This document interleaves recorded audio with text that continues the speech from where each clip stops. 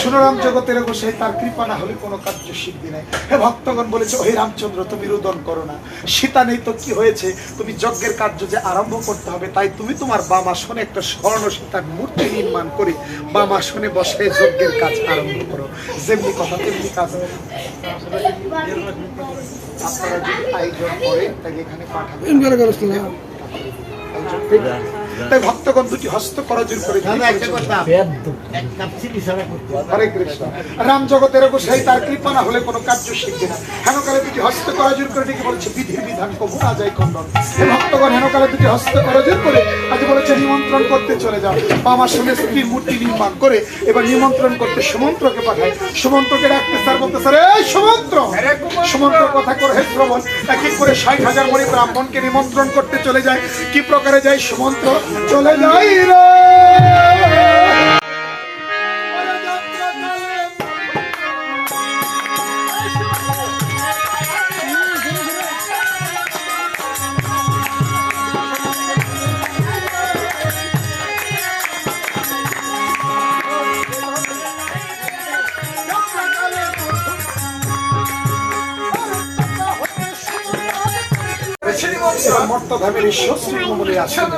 ভক্তগণ ঋষ্যশৃঙ্গ মুনি ছিল। পদকর্তা বলেছে, বাবা বিবান্দক মুনির পুত্র যার যজ্ঞ হতে হয়েছিল ভগবান শ্রীরামচন্দ্রের জন্য। এক দিবসে বিবান্দক মুনি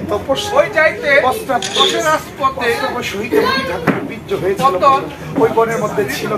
বড্ড ক্ষুধার জ্বালা সহ্য করতে না পেরে ওই ঘাস বীর্য যখন পড়েছে, দাদর দণ্ডগত করে হরির গর্ভ হইতে একটা সন্তানটা প্রসব হওয়ার পর হারিয়ে যায় এক অদ্ভুত সন্তানের জন্য।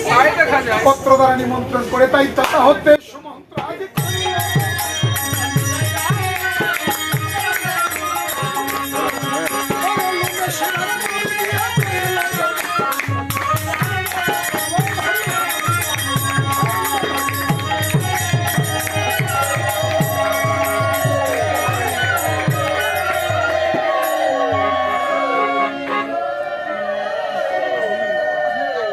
প্রশংসা আপনাদের জানাই।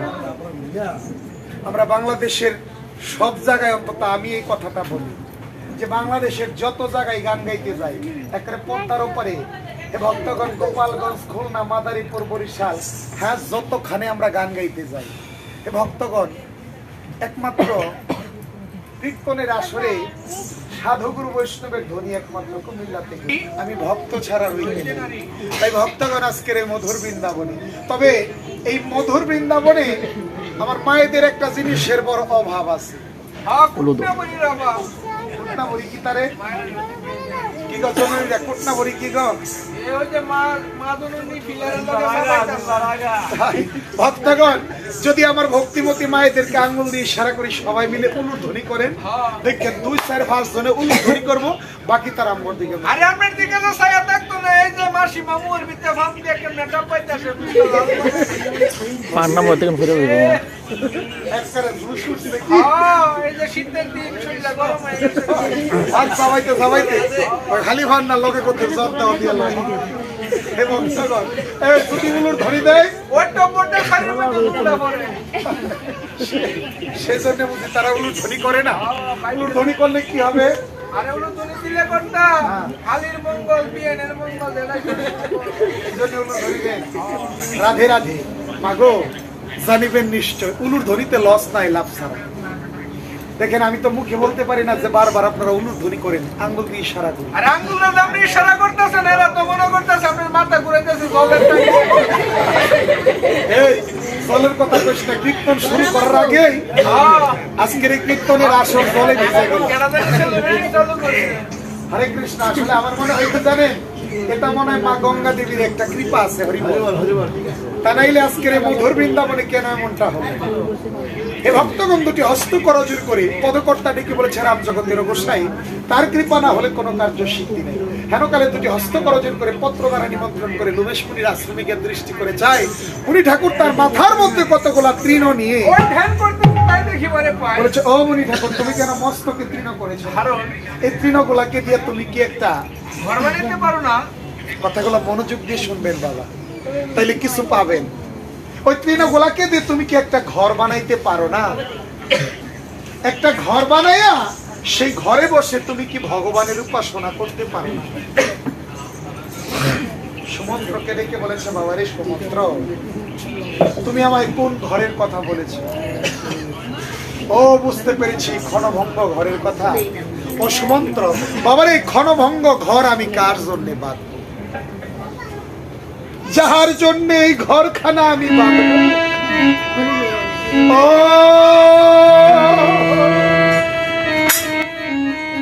ও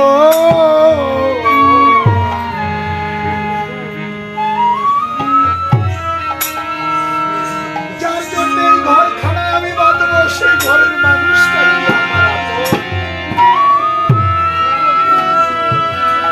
সেই ঘরের মানুষটা যদি আমার আপন হবে, তবে কেন আজ এই ভক্তিমতী মা আমার জন্মের মতো বিদায় দিয়েছে?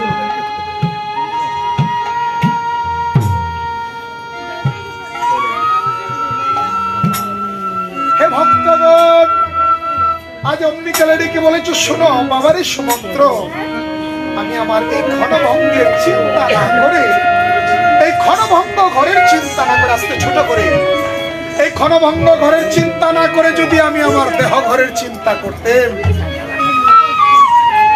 ও সুমন্ত্র, তাহলে প্রাণান্তে যে ভগবানের শ্রীপাদ পদ্ম পাইতেন।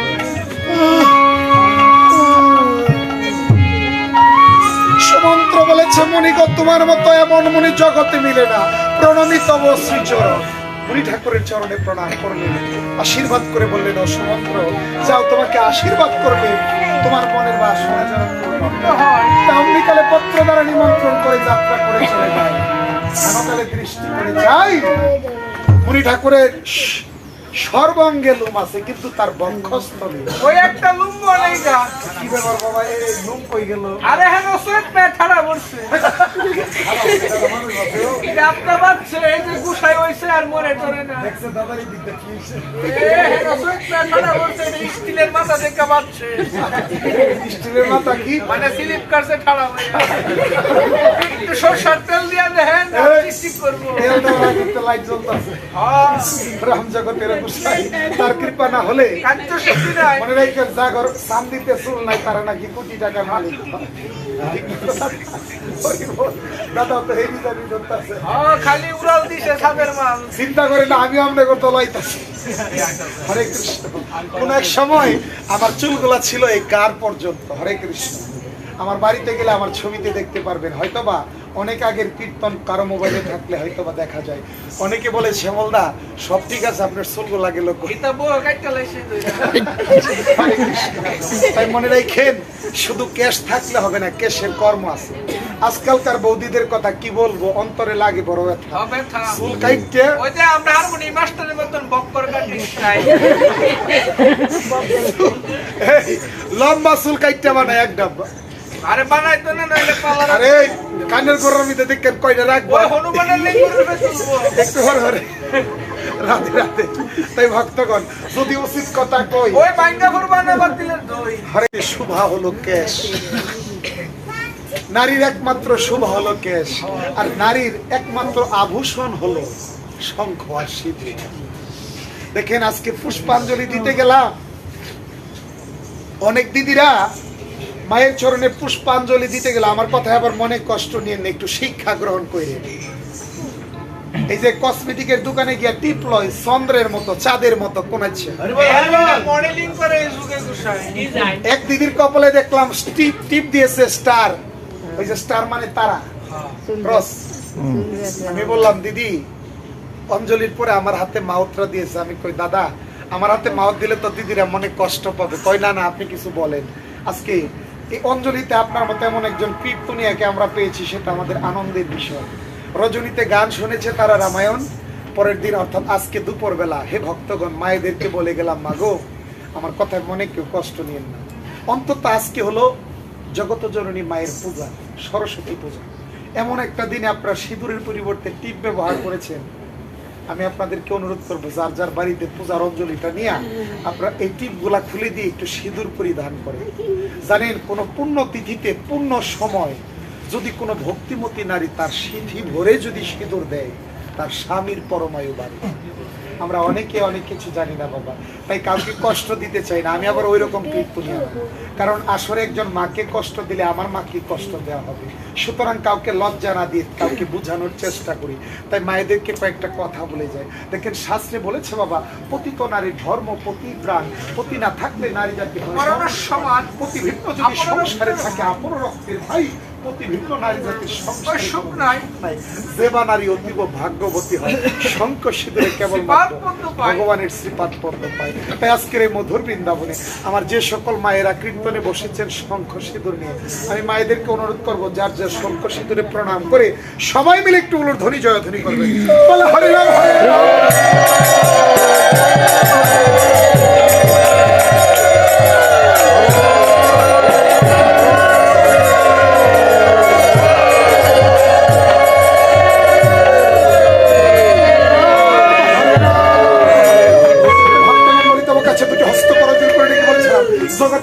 তার কৃপা না হলে কোনো কার্য সিদ্ধি নেই। হেন কালে দুটি হস্ত করজোর করে ভক্তগণ বলে দেয়, মায়েরা আপনাদেরকে পূর্বে একটা কথা বলেছিলাম যে উলুধ্বনি সম্বন্ধে, তাই ভক্তগণ আজকে জেনে নেন একটা তথ্য আপনাদের কাছে বলে যায়।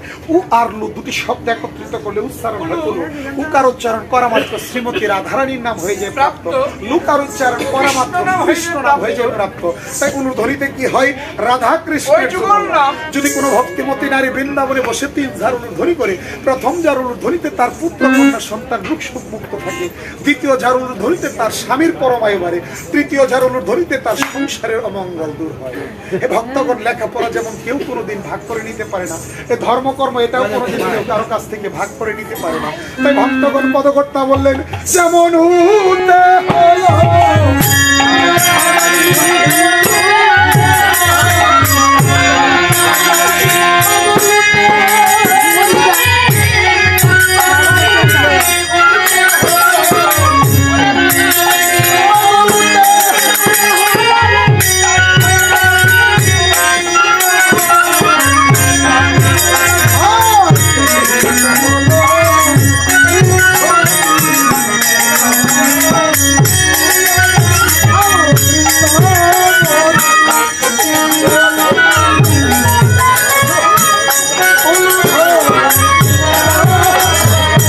সাথে সাথে আমার বক্ষস্থ ক্রমে ক্রমে সর্বলম যেদিন হইবে সেদিন জানি বা পাত্র লোমে সে হবে মরণ। অমরি ঠাকুর লিখিতাই আজন্ম বর্ণে এসেছে, জন্মিলেই বারণ জন্মিলেই মরণ, এই ভবার নবে কে করে তা বারণ। ভক্তগণ জন্ম হোক যথা তথা, জীবের কর্ম যদি হয় ভালো। তাই দুটি হস্ত করজোর করে পত্র দ্বারা নিমন্ত্রণ করে এবার অঙ্গেরামণির আশ্রমে গিয়া অঙ্গেরামণির আশ্রমে গিয়া দৃষ্টি করেছে, মাথার মধ্যে কতগুলা শ্রাদ্ধের গঙ্গা কাইটা বলে আসে তাই দেখি বলে তুমি কেন শ্রাদ্ধের গঙ্গা মস্তকে করেছো? আরে আমার পিতা মরবো বাপ। কি করেছো তুমি? আরে কয়েকদিন ধরে অ্যাক্সিডেন্ট রাখছি। অ্যাক্সিডেন্ট কি?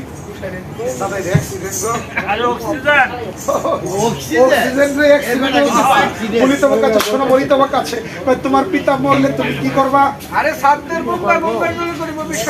তোমার পিতার জন্ম মৃত্যুর কথা কি জানো? আরে বলিতব কাছে সপ্তম ত্রেতা দাপন করি 4 শতা যুগে এরূপ 14 মন্বন্তর গতে স্বর্গে একটা।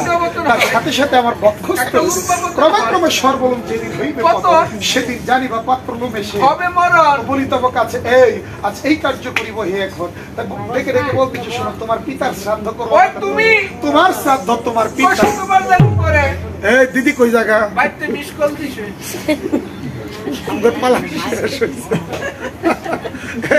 পালা শেষ করে প্রসাদ নিয়ে যাইতে হয়, তাই দুটি হস্ত করজোর করে হরে কৃষ্ণ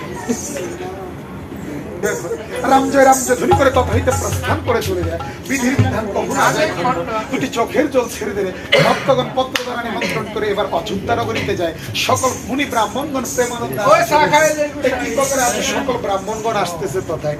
শুধু এই সম্মানিত ভক্তজন, আজ এই মধুর বৃন্দাবনে আপনাদের সকল ভক্ত বৈষ্ণবদের উদ্দেশ্যে আমার গৃহকর্তা ভক্ত মায়েরা, ভক্ত বাবাজিরা কিঞ্চিত চা বিস্কিট প্রসাদের করেছেন আয়োজন। সেবাবাদী অপরাধী, আমি অপরাধী হতে চাই না। যদি আপনাদের সকল সাধু বৈষ্ণবের অনুমতি হয় তাইলে আপনাদের অনুমতি মস্তকে ধারণ করে আমরা 5-10 মিনিটের জন্য একটু বিশ্রাম নেব। বিশ্রামের পরে আমাদের হারমোনিয়াম মাস্টার আমার এই বাবাজি আপনাদেরকে একটা গান শোনাবেন, কিবোর্ড মাস্টার আপনাদেরকে একটা গান শোনাবেন। তারপর পালার বাকি অংশ কীর্তন শুনে প্রসাদ নিয়ে যাবে। অনুরোধ থাকবে কীর্তন শেষ করে 1 ফোঁটা ঘটের জল মস্তকে নিয়ে যাবে। এই দেহটা বাবা রোগ বালায় ভালো থাকবে, সকলের উন্নতি হোক, মঙ্গল হোক। তাই আমরা সবাই বাবাকে এরকম 2 হাত করার জন্য